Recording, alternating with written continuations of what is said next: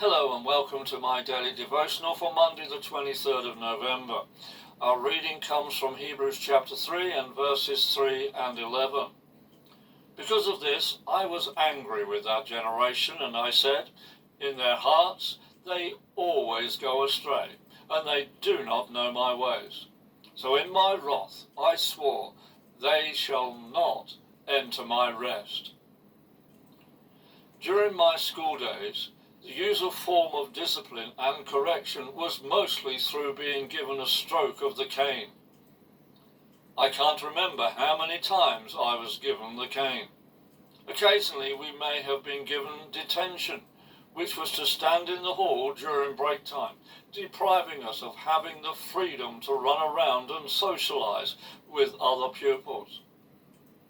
I was given this deprivation once for a few days. The cane was preferable because it was over and done with within a few seconds. The discipline that God administered to his people was the deprivation of having the privilege of experiencing his rest. For the Israelites, it meant that they would not enter the promised land. They would not enjoy the settlement of the land that God had promised. They would live there. God's punishment for the people's rebellion was that no Israelite aged over 20 would be allowed to enter the promised land, except Caleb and Joshua.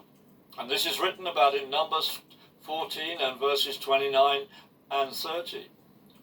You will all die here in this wilderness, because you complained against me. None of you who are 20 years old or older and were counted in the census will enter the land I swore to give you. The only exception will be Caleb, son of Jephunneh, and Joshua, son of Nun.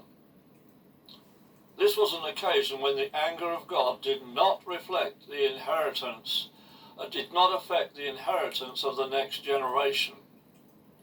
The grumbling and complaining meant that they missed out on the promises of God.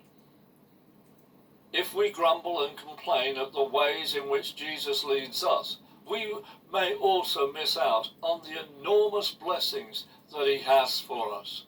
Therefore, let our prayer be, may the words of my mouth and the thoughts of my heart be pleasing to you, O Lord, my rock and my redeemer. And that is from Psalm 19 verse 14. Have a great day.